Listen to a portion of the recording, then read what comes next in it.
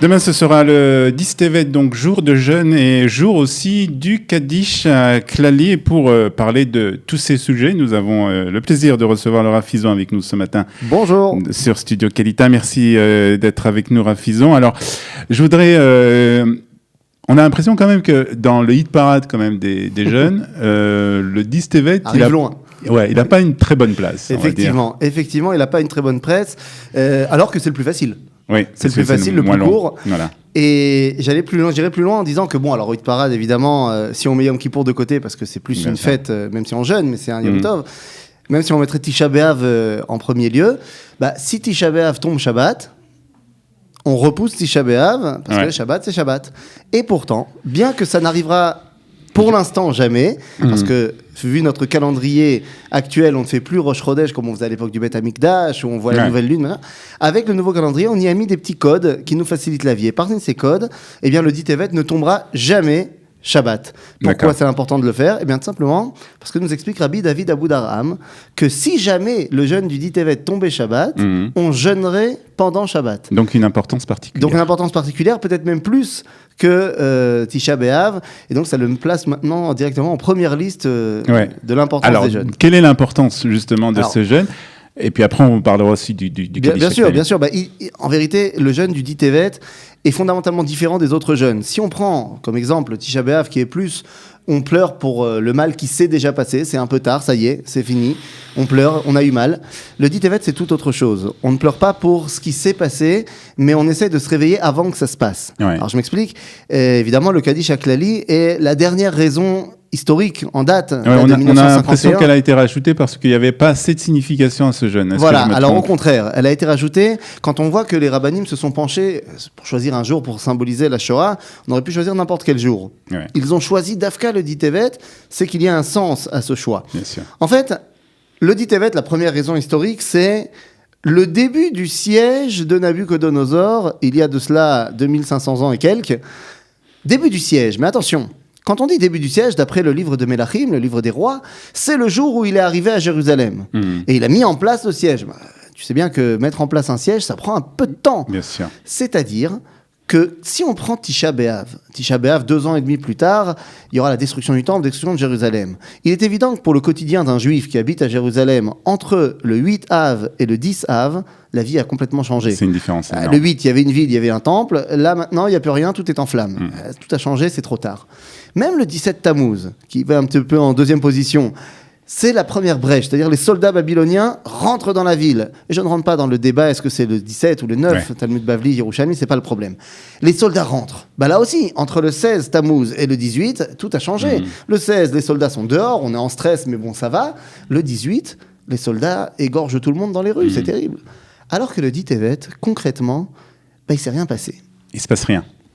Entre le il n'y a pas de changement pour la vie. Tevet, la vie reste la même. Alors, le stress est grandissant, évidemment, les Babyloniens sont là, mais tout est encore ouvert, au sens propre et au sens figuré. La ville est ouverte, tu peux encore sortir, le siège n'est pas hermétiquement fermé, et tu as encore le temps de comprendre que peut-être qu'il y a un problème. Il ne s'est rien passé, sauf un petit signal d'alarme. Quand même. Voilà, il y a le signal d'alarme, mais qui te dit, c'est pas encore trop tard, c'est pas encore Tisha B'Av, c'est pas encore le 17 Tammuz, t'as encore le temps. Concrètement, ils vont avoir 2 ans, 2 ans et demi, presque, pour essayer de corriger le tir. Alors ça, c'est la première raison pour laquelle on gêne. La deuxième raison, c'est la traduction de la Torah en grec.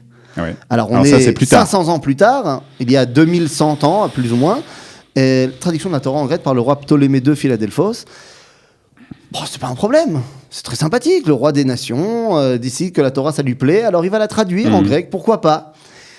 Oui, pourquoi pas ? Bien sûr, seulement nos sages dans le Talmud, dans le traité de Megillah, vont nous dire que lorsque la traduction a été terminée, les ténèbres se sont abattues sur le monde pendant 3 jours, le 8, le 9 et le 10 Tevet. Alors pourquoi ? Qu'est-ce qu'il y a de si grave ? Quand on pense grec, influence grecque, persécution, ça nous ramène tout de suite à ce qu'on a vécu il y a 2 semaines. Ça nous ramène à Hanouka, les persécutions d'Antiochus. Tout ça, c'est vrai. Mais ça, encore une fois, si on fait la comparaison Tisha B'Av, 17 Tammuz et le 10 Tevet, eh bien, je dirais que le Tisha B'Av de Hanouka, c'est-à-dire le moment où c'est déjà trop tard, eh bien, c'est les fameuses xérotes, les fameux décrets terribles d'Antiochus. C'est un peu tard pour se réveiller. Les Grecs nous font la misère, comme on dit. Le fameux 17 Tammuz de Hanouka, de l'influence grecque, serait quand les Grecs mettent en place ce qu'on appelle le décapolis, c'est-à-dire on met en place 10 villes grecques à l'intérieur même d'Israël, l'influence est omniprésente. Le dit Tevet, c'est la traduction de la Torah en grec. C'est là aussi concrètement, dans les rues de Jérusalem, il ne s'est encore rien passé. Là aussi, c'est un signal d'alarme. Et voilà, l'influence grecque n'est pas encore partout. On peut encore comprendre que ce qu'ils veulent, c'est faire de nous des Grecs de confession israélite. Si on y arrive. Ouais. En d'autres termes, le dit Tevet, c'est un signal d'alarme. Et c'est pour ça que nos sages, après la Shoah, eh bien, ont décidé que ce qu'il fallait avant tout mettre en avant par la Shoah, c'est qu'évidemment, ça ne se reproduise plus. C'est qu'évidemment, on en tire les leçons. On ne pourra jamais comprendre pourquoi il y a eu la Shoah, mais comme disait ma grand-mère, il y a eu la Shoah, j'étais à Auschwitz. Maintenant, pourquoi ? Qu'est-ce qu'on va en faire de tout ça ? Comment ça va nous amener à avancer ? Et donc, on a décidé de mettre en place le Yom Asara B'Tevet pour le Yom HaKadish HaKlali. Toutes les personnes qui ont perdu un proche dans la Shoah, qui ne savent pas quand, ce qui est la majorité des cas, eh bien, ça sera le dit Tevet. Eh bien là encore, si je devais faire ma comparaison, je dirais que le Tisha B'Av de la Shoah, c'est arbitraire, c'est comme je le ressens. Je dirais que c'est le 20 janvier 1942, la conférence de Wannsee, c'est-à-dire le moment où va être officialisée la solution finale. C'est trop tard. Ouais. C'est trop tard. Le 17 Tammuz de la Shoah, je dirais que c'est le 1er septembre 1939. Ça y est, la guerre commence, les frontières se ferment. Ça commence à sentir très, très, très mauvais pour les Juifs qui habitent en Europe de l'Est. Et d'ailleurs en Europe occidentale aussi. Mais le dit Tevet, je le mettrai en comparaison avec le 30 janvier 1933. D'ailleurs, c'est pas loin d'être la date. Le dit Tevet, ouais. J'ai pas regardé, mais c'est pas le dit Tevet, mais c'est pas loin. Ouais. Il ne s'est rien passé. Ah, évidemment, Hitler est monté au pouvoir et c'est pas un fan des Juifs, ça c'est une évidence. Mais il n'y a pas eu de changement. Entre le 29 janvier et le 1er février, rien ne s'est passé pour les Juifs. Encore un signal d'alarme. Alors, est-ce que vous parlez de signal d'alarme, mais est-ce que vous ne parlez pas des avertissements qui ont été donnés par les rabbins? Est-ce que c'est pas du rôle des rabbins, justement, peut-être? Ça, je vous accuse pense pas. Que... Est-ce que c'est pas le rôle des rabbins, justement, lorsqu'il y a eu ces signaux d'alarme, de prévenir le peuple juif en disant « faites attention ». Peut-être ils l'ont fait. Alors, certains l'ont fait. Je dirais qu'avant d'être le rôle des rabbins, c'est le rôle de toute personne qui aimerait se prétendre chacham. Puisque sage, dans la mesure où la Mishnah, dans Masechet Avot, dans le Pirkei Avot, nous dit « Eizeu chacham » Aroé et Anolad. Le sage, c'est celui qui arrive à prévoir un petit peu. Il ne s'agit pas de prophétie, il s'agit de bon sens. Ouais. Quand on voit la montée du nazisme en Europe, peut-être qu'il y a un moment donné, il faut réfléchir. Quand on voit les Grecs arrivant et essayant de s'implanter partout, peut-être qu'il faut réfléchir. Et quand on entend les armées babyloniennes arriver, peut-être qu'il faut réfléchir. Effectivement, c'est le rôle des rabbins. Alors, tous ne l'ont pas vu, mais certains l'ont vu. Et parmi les certains en question, il y a un grand chacham qui habitait là, dans la rue où nous sommes, Rehov Rav Kook. Le Rav Kook, en 1933, en septembre 1933, donc nous sommes à peine 8 mois après l'élection de Hitler au pouvoir, mais il faut se rappeler 6 ans avant le début de la Seconde Guerre mondiale. Le Rav Kook est ici, à quelques centaines de mètres d'ici, dans la vieille ville, dans la synagogue de la Chourva, c'est Rosh Hashanah. Et Rosh Hashanah, comme tu le sais, tous les rabbins, ce qu'ils aiment faire, avant la sonnerie du chauffard, c'est de faire une petite dracha, ça peut pas faire de mal. Et puis de toute façon, on est en avance sur l'horaire, donc allons-y. Et là, le Rav Kook va faire une dracha extraordinaire qui s'appelle Drachat à Shofarot. Il va nous expliquer que de la même façon qu'à Rosh Hashanah, il y a 3 sortes de chauffards qu'on appelle le grand, le moyen, le petit. Bon, le grand, il va te dire, bon, c'est la corne de bélier, c'est le top, c'est... Le chauffard Benoni, c'est une corne d'un animal cachère qui n'est pas bélier. Si tu n'as pas trouvé de bélier, bon, tu n'as pas ça chez toi, tu n'as qu'une antilope à la maison, et ben prends la corne d'antilope. Mais si jamais tu n'as pas ni corne bélier, ni d'autre animal cachère, alors tu pourras prendre un chauffard katan, un petit chauffard, pas soul, tamé, pas bien. Mais bon, on n'a pas autre chose. Je n'ai que chez moi qu'un rhinocéros, même si je ne pense pas qu'on puisse faire un chauffard de la corne du rhinocéros, mais ça c'est un autre problème. Je n'ai que ça à la maison, alors je le prends.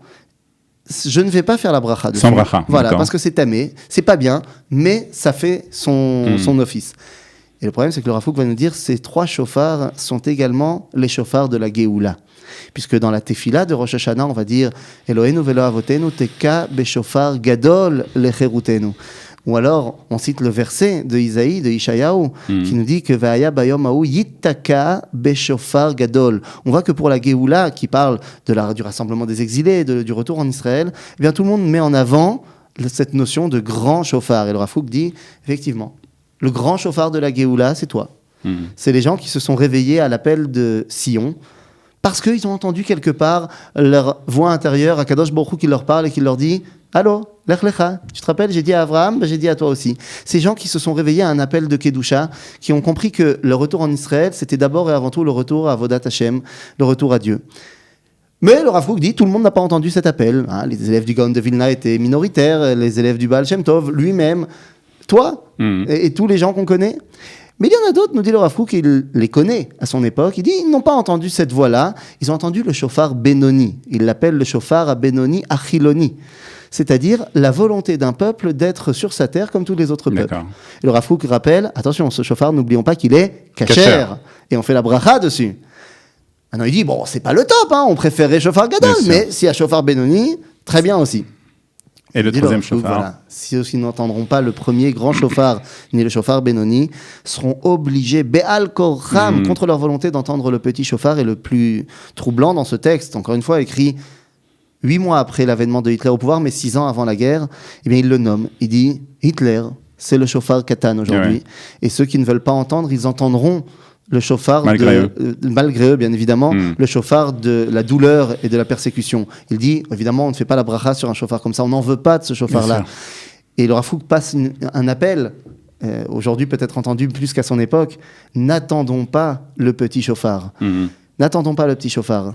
Un appel qui est encore valable aujourd'hui. Évidemment, qui est encore valable aujourd'hui. Vous savez, la paracha de Vayigash et de Vayechi sont 2 parachiotes qui sont stumot, c'est-à-dire reliés, il n'y a pas d'écart l'une et l'autre. Et bah, ça tombe bien parce que le Ditevet tombera toujours entre ces 2 parachiotes. Et le dernier verset de la paracha de Vayigash qui fait la jonction avec Vayechi nous dit Vayeshev Israël be'eretz Mitzrayim be'eretz Goshen vayeachazu ba vayifru vayirbu meod. Et le peuple d'Israël s'est installé en pays de Goshen, en pays d'Égypte. Ouais. Mais Goshen, c'est en Égypte. Pourquoi pays de Goshen ? Non, quand tu arrivais à Goshen, tu avais l'impression d'être dans un autre pays. Tout était marqué en hébreu, en yiddish. Il y avait des yeshivot partout, des restaurants cachers partout. Les gens se baladaient en kippot dans les rues sans problème. Il n'y avait pas un Égyptien dans la... Vaillé Achazouba. Ils en ont pris possession, mais ils se sont également embourbés. Il dit le Kliyakar, ce verset vient accuser les Béné Israël, qui ont demandé à être Toshavim Vayeshev, c'est-à-dire résidents permanents, à un endroit où Dieu leur avait dit, vous devez être temporaire pour la famine. Ouais. On connaît l'histoire de la sortie d'Égypte. Pharaon a été persécutant, tout ce que vous voulez, mais pourquoi on n'est pas sorti d'Égypte après la famine, quand Yosef était aux manettes, quand tout allait bien?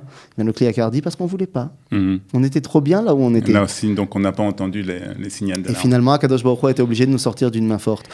Gageons que ça y est, on a entendu. On ne veut plus entendre le shofar Katan, on a entendu le shofar Benoni et c'est à nous de nous réveiller au shofar Gadol. Le shofar Gadol. Merci en tout cas pour ces explications sur ce jeûne du Asara B'Tevet, donc demain, donc qui commence.